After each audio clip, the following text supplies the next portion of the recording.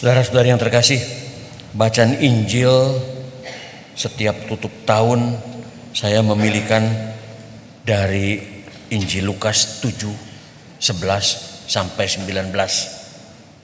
Berterima kasih, bersyukur, tahu diri.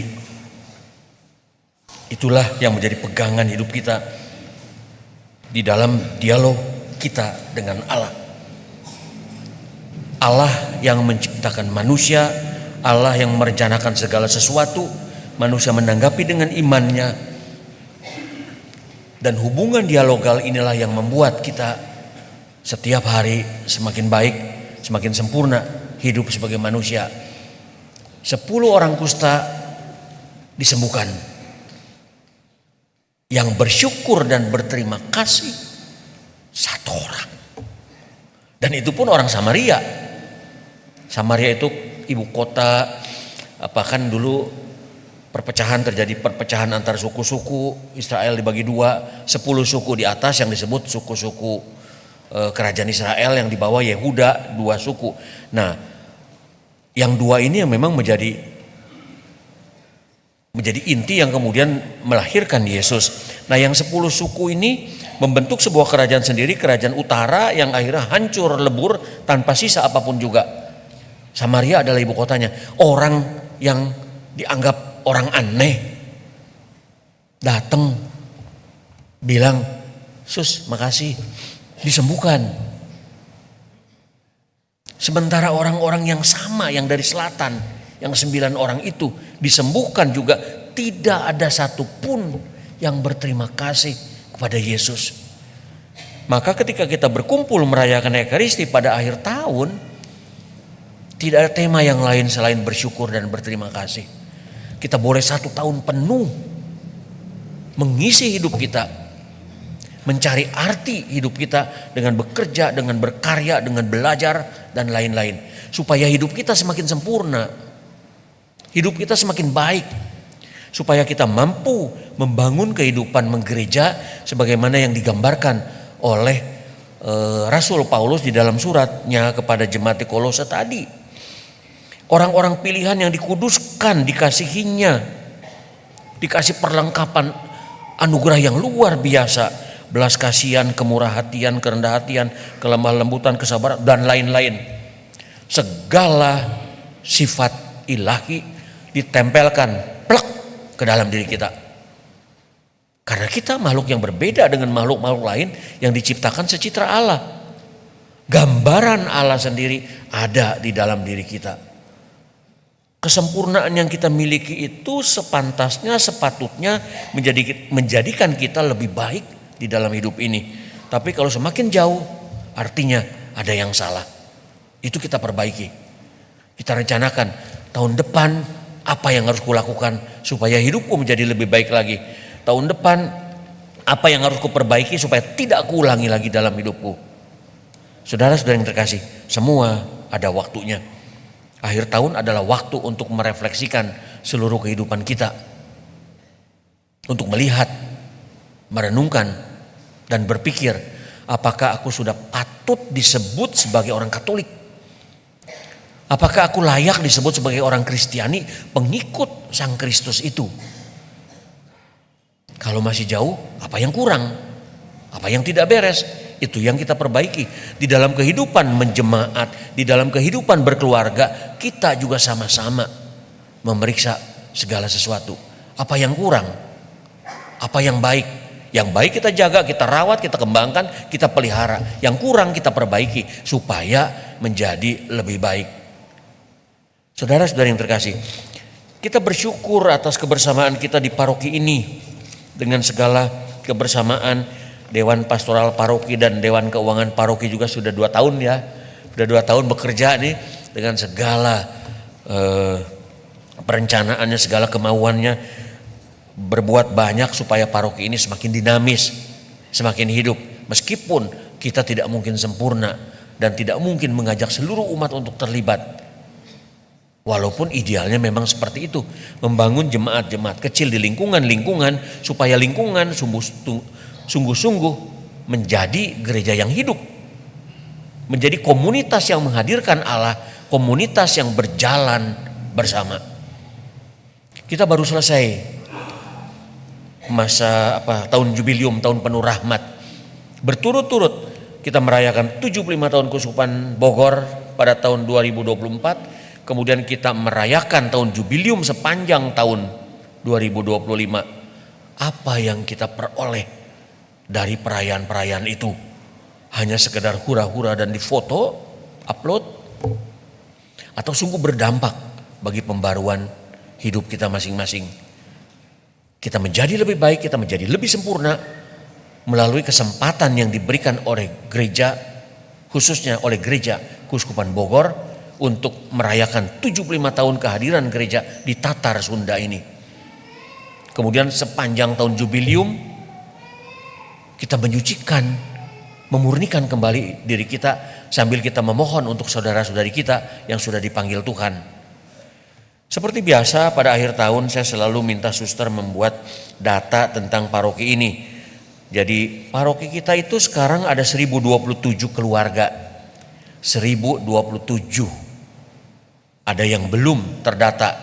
Kok tahu? Ya kalau ada yang meninggal, ada yang minta perminyakan, biasanya saya akan buka si format. Loh, nggak ada ini. Dia bukan umat kita, tapi tinggalnya di wilayah kita, ya sudahlah kita layani. Dan yang seperti ini memang diharapkan nanti ketua lingkungan satu persatu mendatangi, mendata kembali supaya masuk di dalam si format sistem informasi umat itu. Ya. 1027 kepala keluarga dengan jumlah total umat 3.223 data per 29 Desember kemarin. Artinya kita masuk ya paroki menengah lah, gede enggak, kecil juga enggak gitu. Paroki menengah 3.223. Nah, selama tahun ini ada 41 umat baru yang bergabung. Dari 41 itu yang paling banyak memang anak-anak dan balita. Ada 24 orang. 3 orang dewasa yang dibaptis dengan diterima dari gereja lain 14, maka total ada 41 pertambahan umat kita, 41. Dari 41 itu bertambah, tapi kita juga kekurangan karena ada yang meninggal. 34 orang umat kita meninggal sepanjang tahun ini. Bertambah kira-kira mungkin sekitar 7 orang dibandingkan tahun lalu. Suster pernah ngasih tahu tapi saya lupa angkanya. Bu Monik tahu pasti tambahnya berapa tahun ini. Tapi bertambah memang. Karena usia sepuh makin banyak di paroki kita. Maka setiap tahun kemungkinan bertambah. Karena semua ada waktunya. Ada waktu mereka berkarya sebagai orang muda membangun paroki ini. Ada waktu mereka menikmati masa tua bersama-sama dilayani oleh yang muda-muda. Dan ada waktu mereka untuk dipanggil Tuhan. 34 yang meninggal, 41 yang bergabung baru. Masih ada lebih 7 lah. Masih lumayan. Masih ada surplus 7. Ya. Jadi kalau dikalkulasi ya masih aman lah. Kurang 34 tambahnya 41. Komuni pertama ada 55 anak yang menerima. Pengurapan orang sakit ada 26 orang. Jadi dari yang meninggal itu ada yang menerima sakramen pengurapan orang sakit, ada yang tidak. Gak jadi masalah. Bagi Tuhan gak ada persoalan. Kalau orang hidupnya lurus, penuh kasih, penuh perhatian terhadap sesama, tapi karena tidak sempat menerima sakramen pengurapan orang sakit, apakah Allah akan meminggirkan dia dari surga? Kan enggak. Di mana kebaikan Tuhan, kemahabaikan Tuhan, di mana kemahaadilan Tuhan. Begitu juga sebaliknya, orang yang hidupnya amburadul tapi dilalah katanya, sempat pada waktu udah minta tolong perminyakan. Kebetulan romonya lagi nganggur, langsung kasih perminyakan. Dia pasti masuk surga. Enak aja. Kalau hidupnya rusak, apa iya? Di situ tidak memperlihatkan keadilan Allah dan kemahabaikan Allah.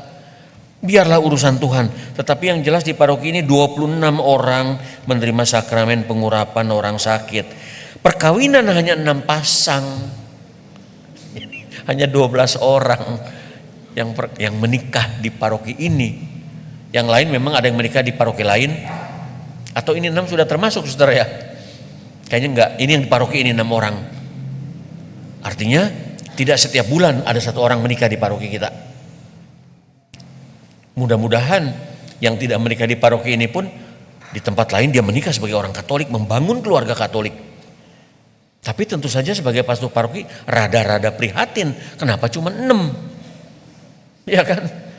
Mudah-mudahan yang lain pun menikah tetap di gereja Katolik. Memang tidak akan terdata di paroki ini, tetapi dia menikah sebagai orang Katolik, membangun keluarga kecil, membangun gereja mini. 6 pasangan, 3 pasangan Katolik dengan Katolik, 2 pasangan beda gereja, 1 pasangan dengan izin khusus beda agama. Hanya 6 yang menikah di paroki ini. Kita berdoa supaya dari 6 pasangan ini mereka mampu membangun benar-benar keluarga Kristiani yang sejati, sehingga dari keluarga ini tumbuhlah benih iman melalui anak-anak yang dilahirkan di dalam keluarga itu dan yang dididik, dibesarkan di dalam keluarga itu. Saudara-saudara yang terkasih, tahun jubilium nggak ada data berapa banyak umat yang ke sana. Kalau semua berangkat pun berarti sekitar 3.100 umat kan, berziarah ke macam-macam tempat. Anggaplah setengahnya 50%. Jadi 1.500 umat kita mungkin berziarah ke macam-macam gereja itu keliling kan. Tetapi kita juga menerima tamu yang datang ke paroki kita 2.196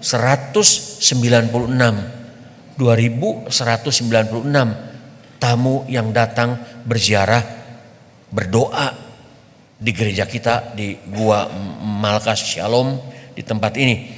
Kalau 2096 dibagi 365, jadi kira-kira 6 atau 7 ya sehari ya. Lumayan lah ya, ada orang datang untuk berdoa, untuk bertobat. Bukan angka-angka itu yang penting, tetapi bagaimana angka-angka itu kita olah untuk semakin memperbaiki kehidupan menggereja di paroki kita. Para ketua lingkungan, para ketua wilayah, para anggota Dewan Pastoral Paroki, Dewan Keuangan Paroki, dan semua yang terlibat di dalam kebersamaan berpastoral di paroki ini, termasuk organisasi-organisasi. Ada Wanita Katolik, ada Simeon Hana, ada Legio Maria, ada THS, THM, ada macam-macam. Mereka ambil bagian di dalam mendampingi umat paroki kita agar semakin bertumbuh sebagai orang Katolik yang sejati. Kelompok-kelompok kur yang saya kadang-kadang perhatikan juga hebat ya, nggak capek-capeknya pulang kerja langsung latihan di sini, ya kan, luar biasa. Untuk apa? Menyumbang dari apa yang mereka miliki, yaitu suara, dengan berlatih khusus supaya menjadi semarak dan indah perayaan Ekaristi. Terima kasih untuk segala kebaikan itu. Juga terima kasih untuk segala kebaikan yang umat berikan dalam kebersamaan membangun paroki ini. Dan saya tidak akan lupa, terima kasih untuk makanan, untuk perhatian, untuk doa-doa yang diberikan kepada 2 gembalamu ini, yang kadang-kadang juga jalan lurus, kadang-kadang bengkok, ya manusia namanya juga kan. Doakan kami terus, karena tanpa doa Anda, hanya makanan yang diberikan, kami bertumbuh fisiknya, perut semakin bagus tetapi hati semakin jauh dari Tuhan. Kan bukan itu harapannya. Doakan supaya hati kami pun semakin selaras, mampu melaksanakan tugas perutusan sebagai imam-imam yang baik, sebagai gembala yang sejati, sebagaimana dicontohkan oleh Kristus sang gembala baik itu. Amin.